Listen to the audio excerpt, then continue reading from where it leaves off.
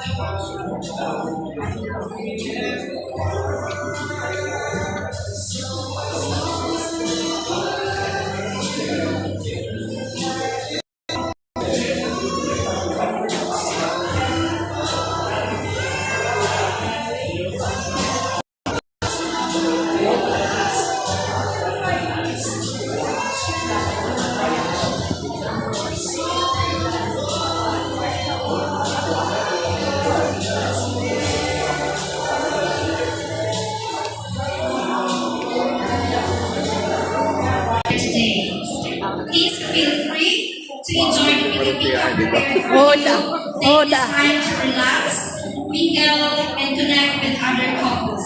Let's enjoy the atmosphere as we prepare our hearts for a meaningful afternoon together.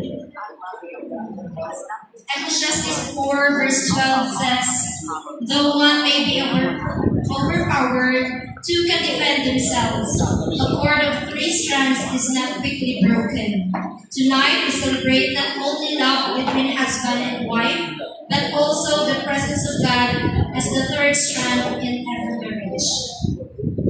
At this time, may I request all the couples to please stand as we begin our program. With an opening prayer, may I request Pastor John Ray Gaston.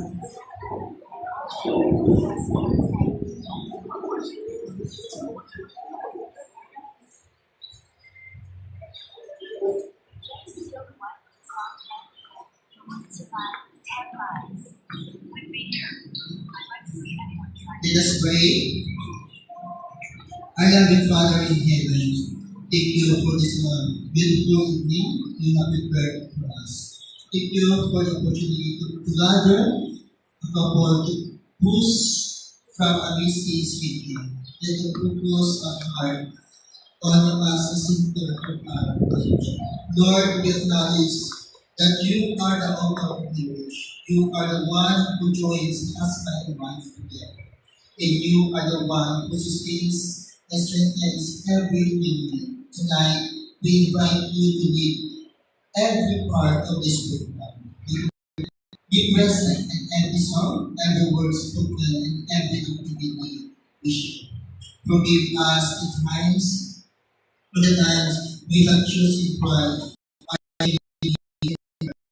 for love and silence over healthy communication. Teach us to love the way you love, to forgiving and full of grace. Bless every couple gathered here tonight. Defend their understanding of one another. Restore joy where it may be strengthen the foundation of the homes to thee, withstand and to every season. In every challenge, may this evening draw us closer, not only to each other, but most opportunity closer to you. May as the true forever begins with you at the center of our relation. We offer all this to you in the mighty name of Jesus. Amen.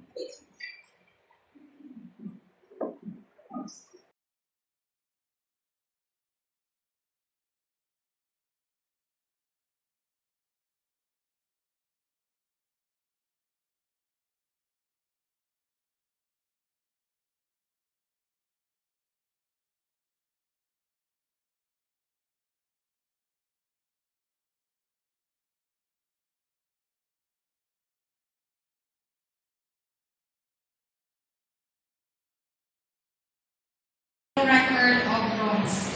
Love does not delight in evil, but rejoices with the truth. It always protects, always trusts, always hopes, always perseveres. Now, kay busog naman ang tanan. Busog ng tanan? Ay, wala pa. Busog ng tanan? Sa pika-pika? For sure, meron ka na busugin. So, it's time for a game na mag-short game na kita.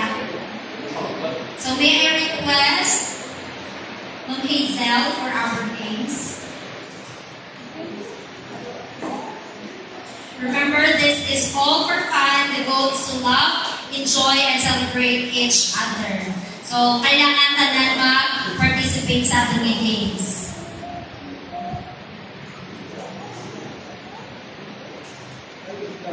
Okay, good afternoon. Hep-hep? May energy na. Sige, requesting all the couples mag-fall in line din sa red carpet natin. Now, and we will have our game. First game. Sige. Tanan, opo, tanan, wala exempted. Dali lang siya na game. Wala sa libot-libot, mag-game. Face your partner. Face your partner. Sige, mga ladies, mga men. Face your partner.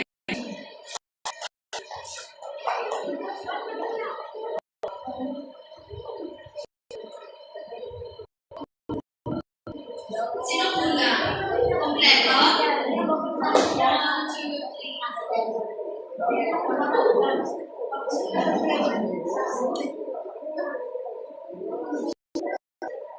Teacher Ellen and Pastor John over. Wala accepted.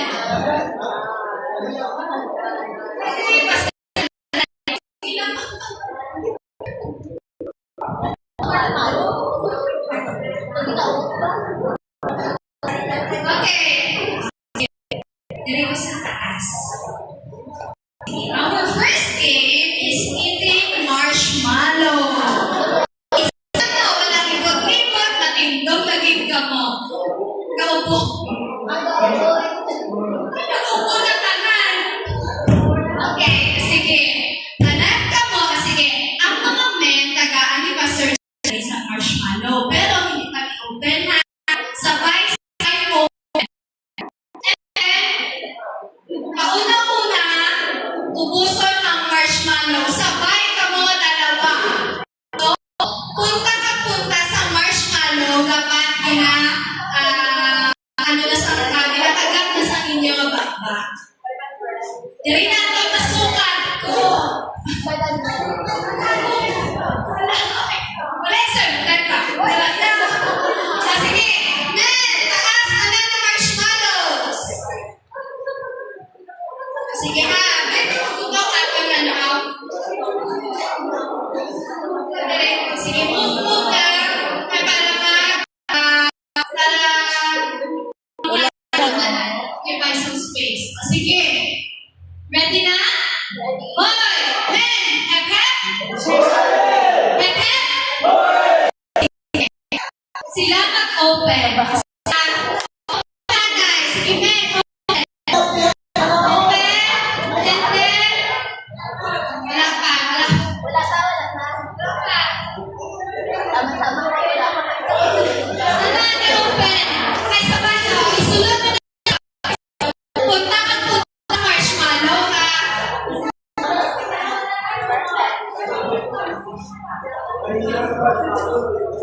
Hindi siya pwede.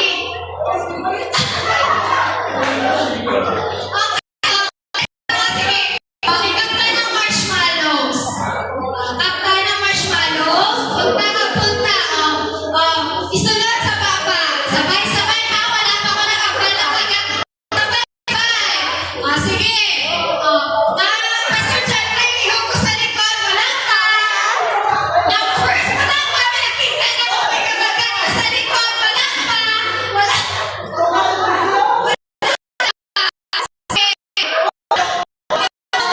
Taas ka mukha ng couple.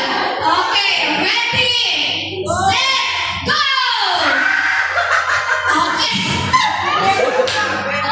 Winner? Ubusan mo yung outfit mo yaon. Ubusan din.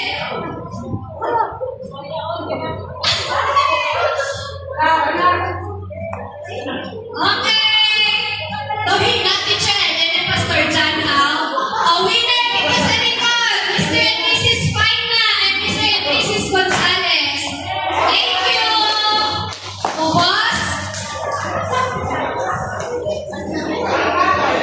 Kasi na po yun. Sulot sa bulsa.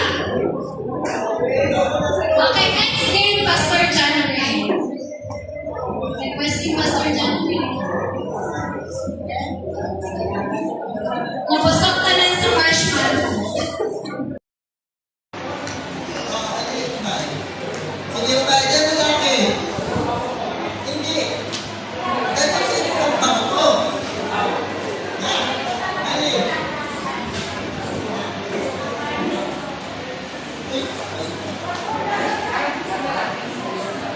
Ako tayo. Bata sa lang ng prize. Ako tayo yung bata sa prize.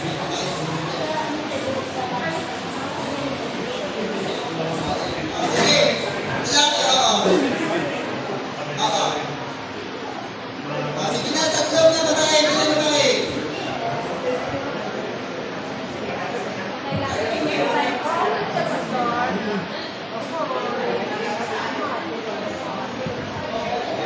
Dito natin ang kinilalasin mo. Sa'yo po mungkin kayo. Ganito po sa kanal.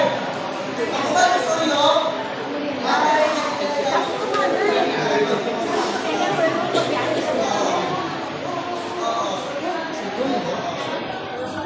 Sige. Bantayan. Ihulog sa bangko, ha? Ready? Get set. Go! Oh! First game. Oo, dagat ako. Ihata kaya atin. Ihulog ang pagkaka. Ihulog sa bangko. Sige. Oo. Paunahan. Halili. Sige. Stop na. Oo. Ano yung counter? Sige, balik. Tatlong babae, tatlong.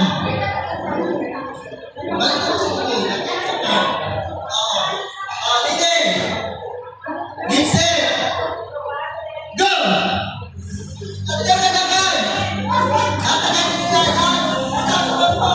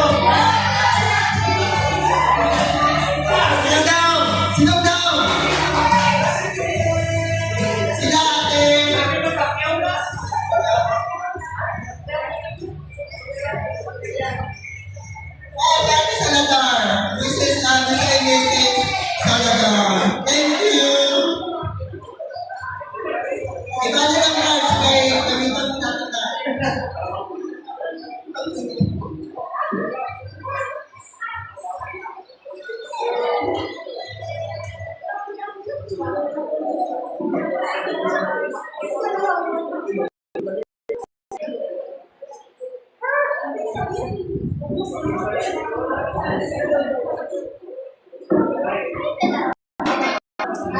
give a round of applause to ourselves. Malakas na palakpakan. Thank you. Now let us shift our focus and offer our praise to the one who is the foundation of every strong marriage. May I invite everyone to stand as we enter into a time of praise and worship. May I request for praise and worship, please.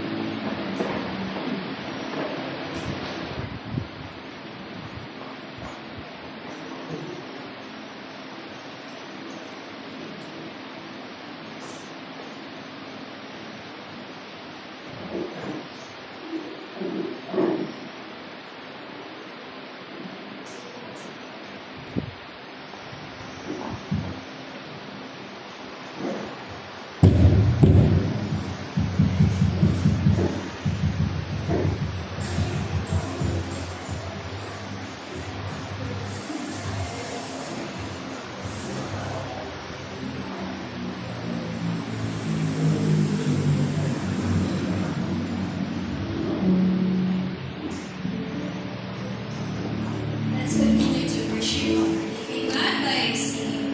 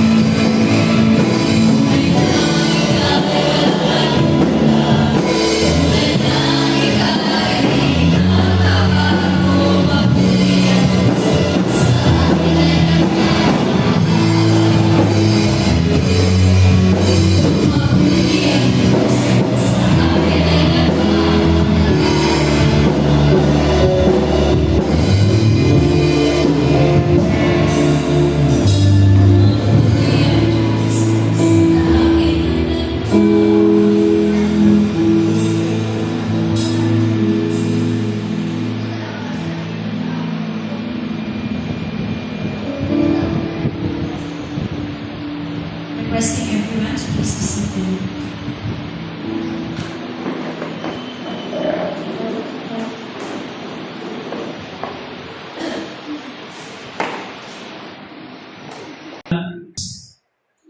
Well, of course, I'm not saying na hindi na tayo maglagawa ng marriage license or contract. Kailangan pa rin yun because we are observing the laws of our land. But God did not design marriage as a contract. He designed marriage as a covenant. A covenant, a divine agreement between a husband and a wife. A covenant says, I'm giving 100% and I'm committed even when it is hard. Yung commitment, hindi naman siya nag-test kung easy going in life. Ang commitment nag-test kung nagsisimula natin makita yung kamalian ng ating partner, makikita na natin yung limitations niya, makikita na natin yung mga weaknesses niya. But because you are married and because you have committed yourself to one another and also before God, you'll say, I'll give my 100% pa rin.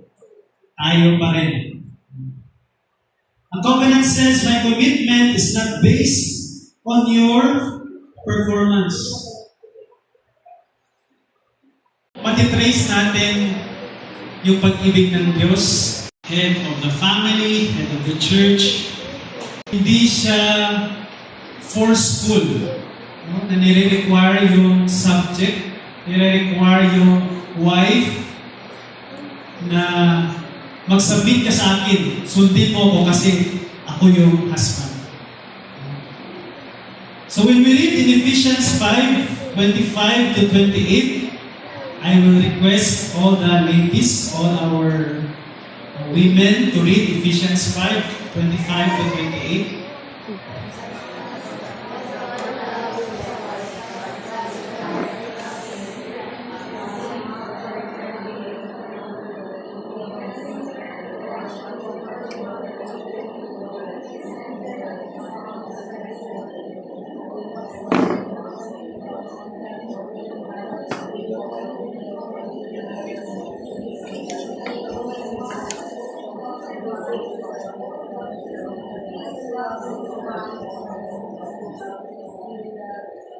You know, may tiin yun, no?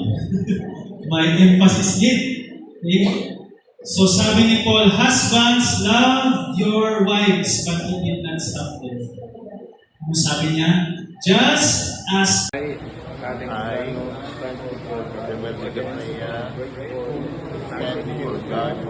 renew my promise to love you faithfully, serve everybody, remain committed to you, until death do us part. I love you.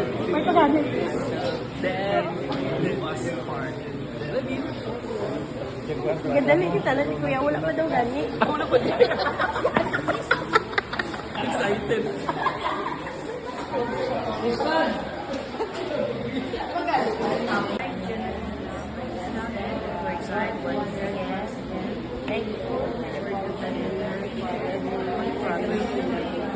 Respect and support and walk beside you. Through every joy and every trial, I will stand by you, pray for you, encourage you, and remain there. Islam?